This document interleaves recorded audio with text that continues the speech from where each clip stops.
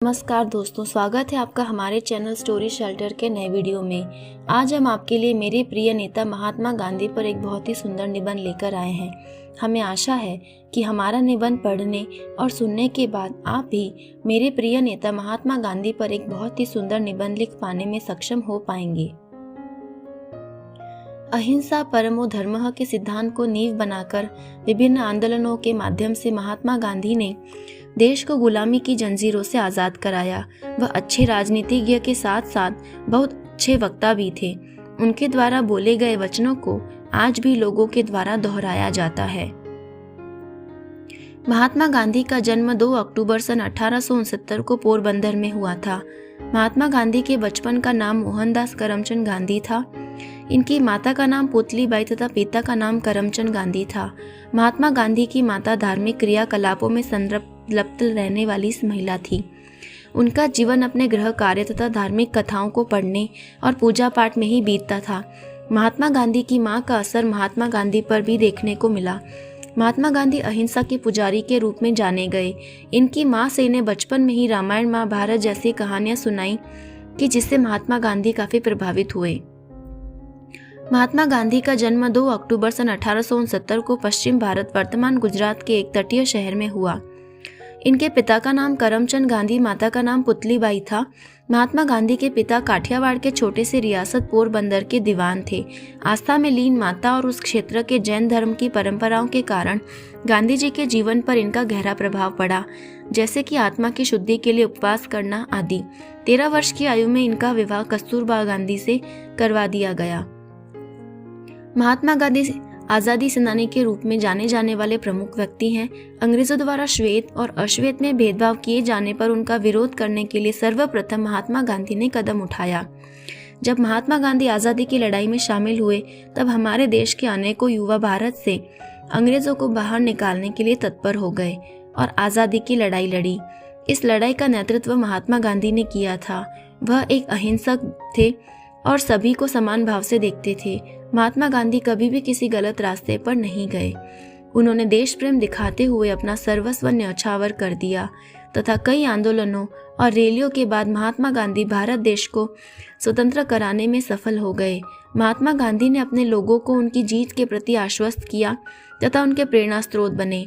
महात्मा गांधी की शतक प्रयास एवं सफल नेतृत्व का परिणाम है कि आज हमारा भारत स्वतंत्र है तथा गुलामी की बेड़ियों से आज़ाद हो चुका है। हम सभी गांधी जी के जन्मदिन को उत्साहपूर्वक मनाते हैं तथा उनके जीवन के बारे में जानते हैं। असहयोग आंदोलन। जलियांवाला बाग हत्याकांड से गांधी इस बात से अवगत हो गए कि ब्रिटिश सरकार से न्याय की उम्मीद करना व्यर्थ है। इसलिए उन्होंने सितंबर 1920 से फरवरी 1922 तक भारतीय राष्ट्रीय कांग्रेस के नेतृत्व में असहयोग आंदोलन शुरू किया। लाखों भारतीयों के समर्थन से यह आंदोलन अत्यधिक सफल रहा और इससे ब्रिटिश सरकार को बड़ा झटका लगा। नमक सत्याग्रह।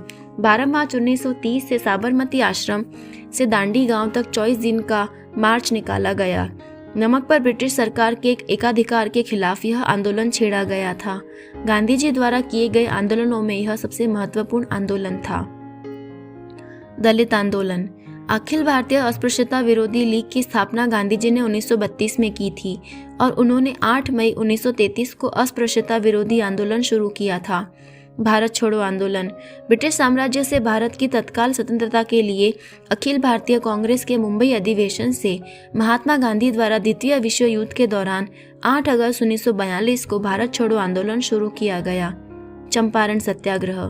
अंग्रेज जमींदार गरीब किसानों से बहुत कम कीमत पर जबरन नील की खेती करवा रहे थे। इससे किसानों में भूखमरी की स्थिति पैदा हो गई।